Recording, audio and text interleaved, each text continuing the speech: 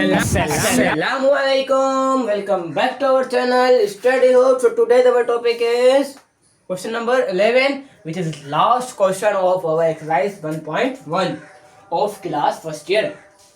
ठीक है, तो भाई लास्ट क्वेश्चन तक आप पहुंच चुके हैं। ठीक है, ये हमारी 1.1 की आखिरी वीडियो होगी। ठीक है, लेकिन इससे पहले वाली वीडियो समझ में आई होंगी तो अच्छी बात है, तो आगे भी और समझ में आता जाएगा, क्योंकि मैंने आपको पहली वीडियो में बोल दिया था कि भाई 1.1 अगर समझ में आ गई 1.1 अगर समझ में आ गई तो बाकी एक्सरसाइज आपके लिए हलवा है। अगर ये 1.1 समझ में नहीं आई तो बाकी एक्सरसाइज हलवा तो होंगी, लेकिन करेले का, कद्दू का ये हलवा होंगे। ठीक है, मीठा हलवा नहीं होगा वो। ठीक है, वो कड़वा हलवा होगा। फिर अब सोच लो आपको कौन सा हलवा खाना है, तो इसलिए क्वेश्चन नंबर 1 से लेकर क्वेश्चन नंबर 10 तक समझ लो। उसके बाद क्वेश्चन नंबर 11 का आ जाओ, और 11 समझने के लिए लाजमी क्वेश्चन नंबर 1 को समझना है। क्वेश्चन नंबर 1 को लाजमी समझना है ताकि क्वेश्चन नंबर 11 को समझ सको। मैं क्यों बोल रहा हूँ? अरे सवाल पढ़ोगे तो पता चल जाएगा। देखो, find the length of vector, find the length of vector representing the column number, complex number. हाँ तो भाई ये क्या लिखा हुआ है? Length of vector representing the complex number. यहाँ पर क्या है? हमें क्वेश्चन नंबर 10 में हमने एक ग्राफ बनाया था, याद है? वाई एक्सिस, एक्स एक्सिस, यहाँ पे 0 था। तो 0 यहाँ से लेकर वहां तक जो डिस्टेंस कवर कर रहा था, मैंने आपसे पूछा था कि भाई वो क्या है? जो डिस्टेंस कवर कर रहा है ये है क्या? मैंने आपसे क्वेश्चन की थी, शायद आप लोगों में से बहुत सारे स्टूडेंट्स ने जवाब भी दिया होगा, लेकिन अभी आपको मैं बता दूं कि भाई find the length of vector, वो यही चीज थी। 0 से वो डॉट तक वो जो लेंथ मालूम कर रहे थे वो यही लेंथ थी, लेंथ ऑफ रेक्टर, तो रिप्रेजेंट कर रहा था कॉम्प्लेक्स नंबर को। अब यहाँ पर क्या हम फिर से कॉलम बनाने पड़ेंगे? लेकिन 0 से लेकर वो डॉट तक लेंथ मालूम करना पड़ेगा? नहीं यार, इसका जो असली नाम है ना, इसका लेंथ ऑफ रेक्टर, बताऊं क्या है? आप लोग बोलेंगे अरे इतना आसान है ये तो, पढ़ो मॉड्यूलस। तो क्वेश्चन नंबर 6 समझ के आए हो? अगर को क्वेश्चन नंबर 6 और क्वेश्चन नंबर 9 समझ के आए हो तो ये तो आपके लिए मुश्किल नहीं होगा। मॉड्यूलस, एब्सोल्यूट वैल्यू, यार वही चीज है ये, वही जो फॉर्मूला अप्लाई होगा। सॉल्यूशन फॉर्मूला क्या था? मॉड्यूलस फॉर्मूला था हमारा a² प्लस b²। ए क्या होता है हमारा? हमेशा ए हमारा रियल नंबर होता है और बी इमेजिनरी नंबर। अब आ जाओ, modulus is equal to radical A की वैल्यू क्या है? -5 का स्क्वायर प्लस, मेरी बात एक याद रखना, हम जब भी मॉड्यूलस फाइंड करोगे तो उसमें इमेजिनरी नंबर में कभी भी आयोटा नहीं लगाओगे। हमें पता है भाई इमेजिनरी नंबर है, यहाँ पर आयोटा है तभी तो ये इमेजिनरी हुआ, लेकिन यहाँ पर हम सोल्व करने वक्त आयोटा नहीं लगाएंगे भाई। मैं सिर्फ और सिर्फ 2 लिखूंगा, 2 का square. Modulus z is equal to -5 का स्क्वायर 25 प्लस का 25। ओके, प्लस 2 2 4 मीन्स 2 का स्क्वायर 4 आएगा। ओके, तो मॉड्यूलस z 25 में प्लस का 24 को आंसर है 29 का कोई स्क्वायर रूट है क्या? 29 का कोई स्क्वायर रूट है? इसका आंसर है जी नहीं। अगर इसका कोई स्क्वायर रूट नहीं है तो फिर हम क्या करें? फिर वही करेंगे जो आपने सीखा हुआ है। यहाँ पे क्या लिख देंगे? हाँ भाई आंसर है, यस, हाँ ये आंसर है।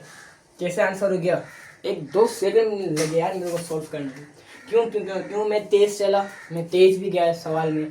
क्यों तेज गया? क्योंकि मैंने पार्ट नंबर 6 और उससे पिछले पार्ट में ये मैंने डिटेल से एक्सप्लेन किया था, हर चीज़ डिटेल एक्सप्लेनेशन में मैंने आपको हर चीज़ समझाई थी कि जिसको समझ में आई होगी तो उसके लिए तो ये क्वेश्चन बिल्कुल ही ईजी होगा, जिसको समझ में नहीं आई उसके लिए भी क्या बोलता मैंने, हलवा होगा, लेकिन करेले का।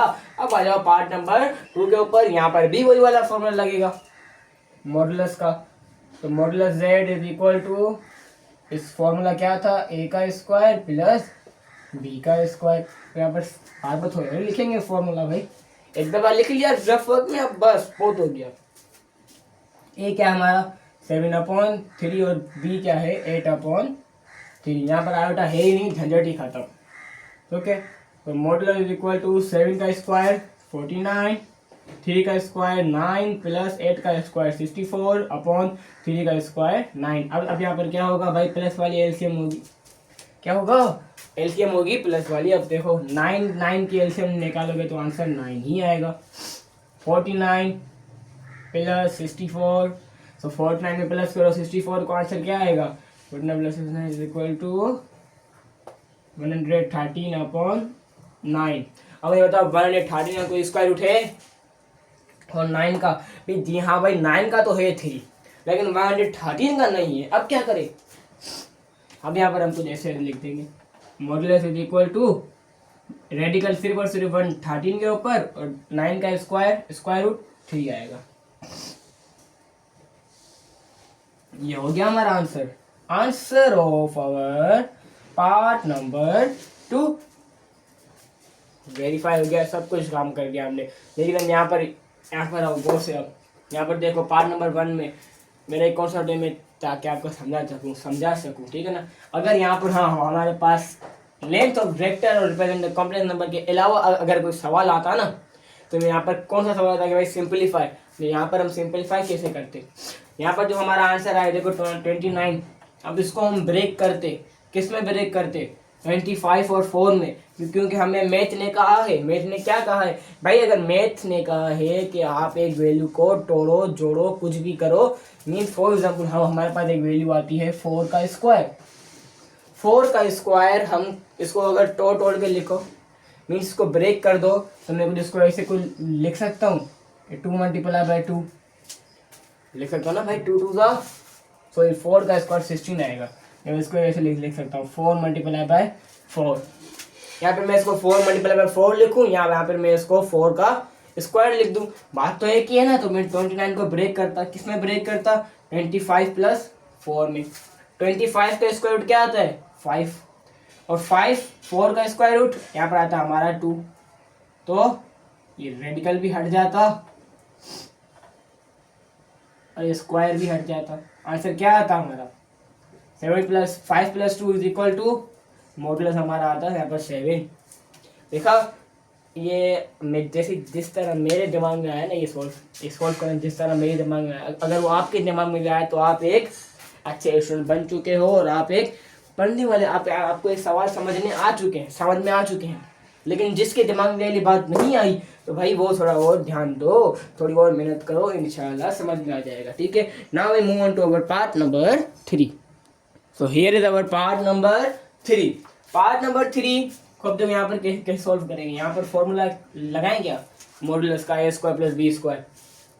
नहीं लगेगा ना यार, यहाँ पर तो यहाँ पर इसको हम सिर्फ और सिर्फ a कंसिडर करेंगे, यहाँ पर इसको हम सिर्फ और सिर्फ b कंसिडर करेंगे बस।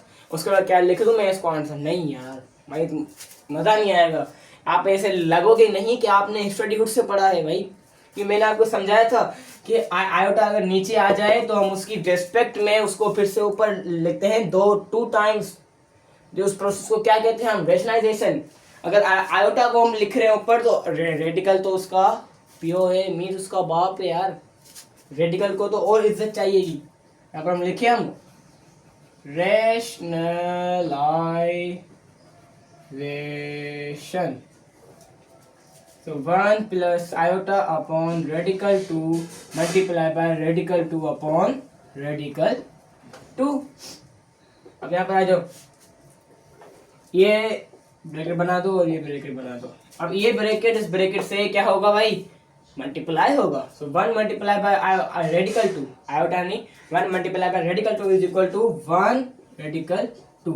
मल्टीप्लाई तो नहीं हो सकता ना, सेम लिख देंगे। बीच में साइन आ जाएगी प्लस की, क्यों आ जाएगी, ये plus plus plus. Iota multiply by radical 2 क्या लिखेंगे, रेडिकल 2 आयोटा, क्योंकि हम हमेशा आयोटा को धक्का देकर थोड़ा बहुत दूर कर देते हैं, बाद में लिखते हैं। पहले भी लिख सकते हो, यहाँ पर भी आयोटा लिख सकते हो, लेकिन आगे लिखोगे, यहाँ पर भी लिख सकते हो, लेकिन अगर थोड़ा आगे लिख दोगे तो थोड़ा बहुत समझ में आ जाएगा। ठीक है ना। अब यहाँ पर देख लो, रेडिकल 2 दोनों आपस में मल्टीप्लाई हो रहे हैं, तो क्या मैं इसको ऐसे लिख सकता हूँ, रेडिकल 2 का होल स्क्वायर। क्यों लिख सकता हूँ भाई, क्यों? वो लिखा हुआ था वो अच्छा नहीं लग रहा है क्या? नहीं यार नहीं, हमें ने परमिशन दी हुई है, जो करना है करो लेकिन सही करो बस। तो हमने अभी सही किया भाई। रेडिकल टू जब आपस में मल्टीप्लाई होंगे तो रेडिकल स्क्वायर हो जाएगा। यहाँ पे मैं कुछ इसको ऐसे भी सोल्व कर सकता हूँ। देखो यहाँ पर radical 2 multiply by radical 2 is equal to radical 4, क्योंकि 2 2 था 4। अब 4 का स्क्वायर रूट क्या आएगा भाई? 2 आ जाएगा। लेकिन ये वाला प्रोसेस ज़्यादा आसान होगा क्योंकि इस स्क्वायर से रेडिकल खत्म हो गया, इजीली 2 बच गया, स्टेप भी बच गया आप लोगों के, ठीक है ना।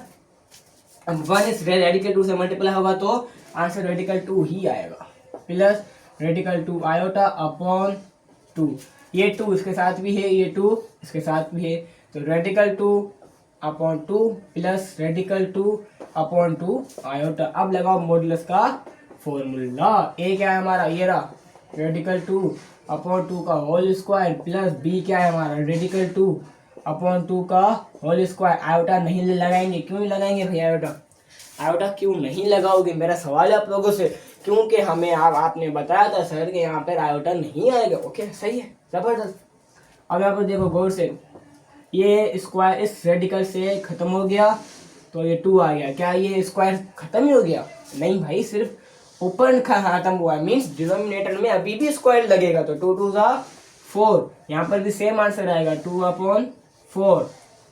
2 अपॉन 4 इन दोनों के क्या क्या करेंगे हम? एलसीएम निकालेंगे। जब हम इन दोनों के एलसीएम निकालेंगे तो हमारा आंसर क्या आएगा? यहाँ पर रेडिकल भी है ये, जब इनों की हम एलसीएम निकालेंगे तो हमारा आंसर क्या आएगा भाई? हमारा आंसर यहाँ पर आ जाएगा 4 अपॉन 4। आंसर क्या आया? 4 अपॉन 4। ओके, अभी आप गौर से देखो, 4 बटा 4, 4 बटा 4, क्या बचा? Modulus red is equal to radical 1 upon 1। 1 का रेडिकल 1 का स्क्वायर रूट 1 ही आएगा, लेकिन प्लस माइनस 1 आएगा, ठीक है। क्या आएगा? Plus minus 1। सही है क्या ये? अगर प्लस माइनस लिखोगे ना, इस सारी मेहनत में वो चेकर ऐसे करेगा बस। नहीं भाई गलत किया आपने। कोई आप बोलोगे क्यों गलत किया यार, मेरा क्यों गलत करवाया इसने? मैंने हर चीज सही की थी। हाँ, मेरे दोस्तों ने भी सही किया, उन्होंने सही आया, मेरा भी गलत आया। क्योंकि भाई मैंने आप लोग एक चीज बताई थी। एक क्या बताया था मैंने आपको कि मॉडुलस में जो है ना हमेशा आंसर पॉजिटिव आएगा, अगर नेगेटिव आया तो कुछ नहीं, सिर्फ और सिर्फ चेकर क्या कर बोलेगा भाई गलत है बस, इज इक्वल टू आंसर। अब हुआ ना रियल आंसर, अब मजा आया। अब बोलेगा चेकर बोलेगा सही भाई सही। अब आया आपके 10 में से 10, वेरी गुड। लेकिन अगर मैं आप लोगों को एक और तरीका बता दूंगा, उससे आंसर आएगा ही पॉजिटिव, उससे आंसर आएगा ही पॉजिटिव। शायद इसमें चेकर को थोड़ा बहुत शक हो कि भाई यहाँ पे तो आंसर प्लस और माइनस का आएगा, इससे वो सिर्फ प्लस क्यों लगाए हैं। तो यहाँ पर देखो, यहाँ पर जब यहाँ पर 4 अपॉन 4 था तो मैं इसका अगर स्क्वायर रूट लूँ, 4 अपॉन 4 का जब मैं स्क्वायर रूट लूँगा तो मेरा आंसर क्या आएगा?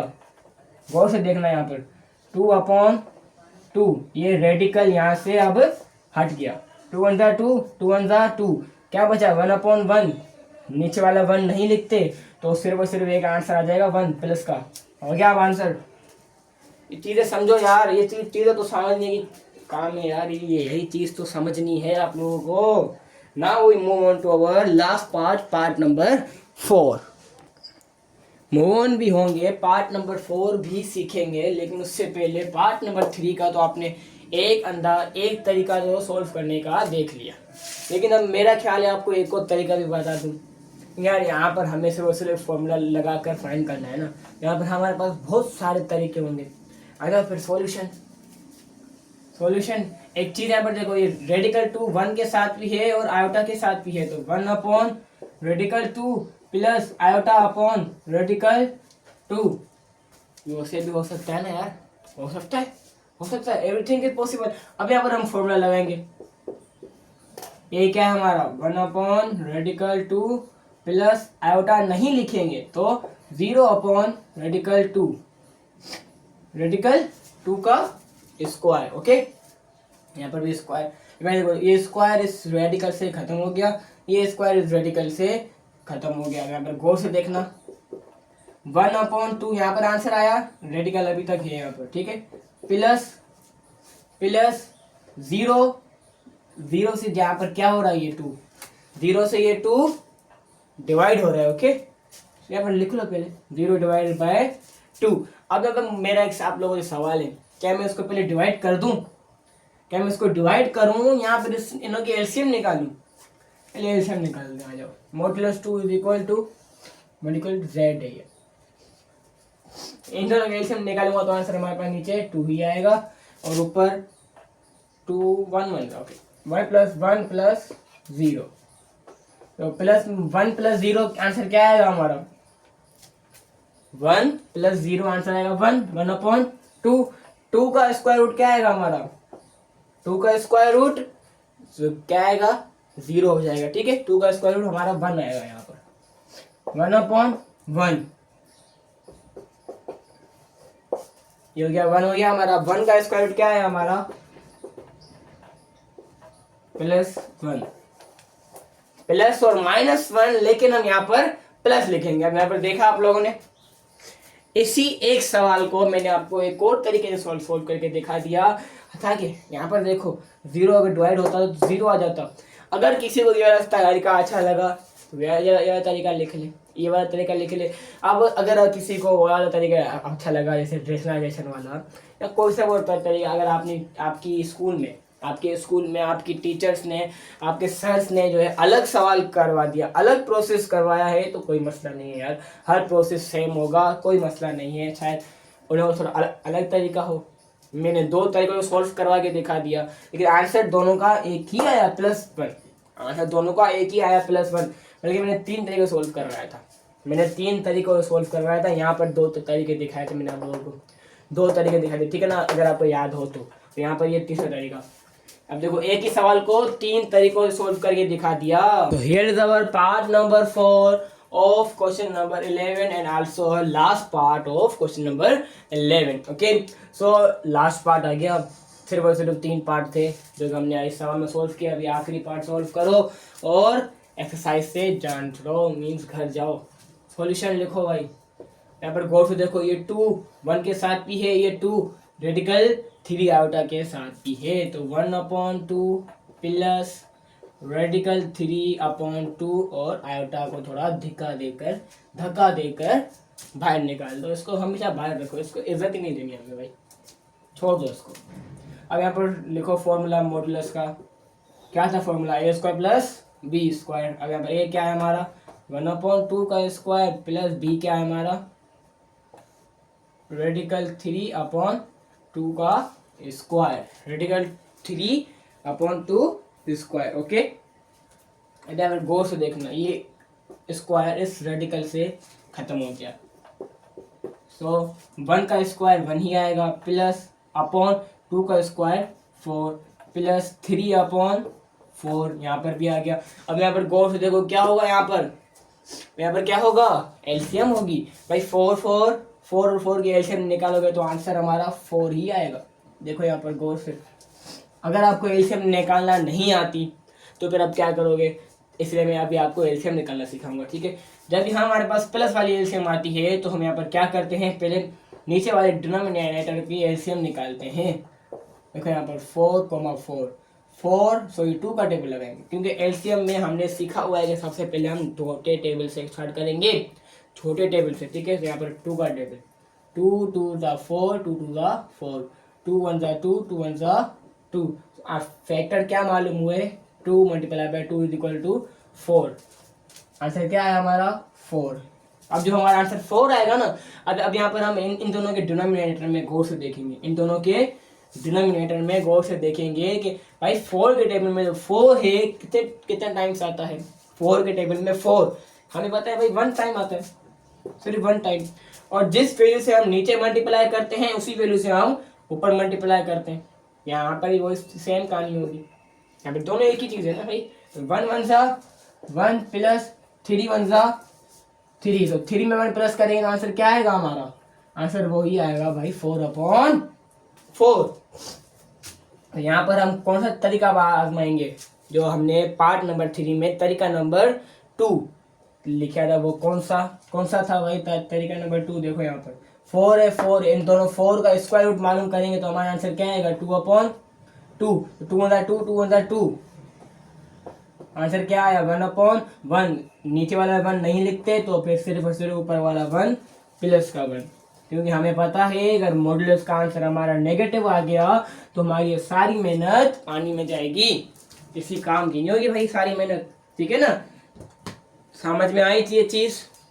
अगर समझ में आई तो कॉन्ग्रेचुलेशन, होता मुझे अच्छा लगा कि भाई आपको समझ में आया। अगर नहीं समझ में आया तो भी कोई मसला नहीं है, अब तो कोई मसला नहीं है, कमेंट्स ड्रॉप कर दो, मैं लाइव आकर सॉल्व करूंगा। मैं अपनी हर वीडियो में बोलता हूँ आपको, हर वीडियो में मैंने अपने डिस्क्रिप्शन में तक मेंशन किया हुआ है भाई आपको अगर एनी क्यूरी एनी क्वेश्चन अगर आपके अभी तक माइंड में हो तो मुझे लाजमी बताना, और अगर आपको वीडियो समझ में आई तो अपने फ्रेंड में लाजमी शेयर भी कर देना। ठीक है ना, एंड थैंक्स फॉर वॉचिंग।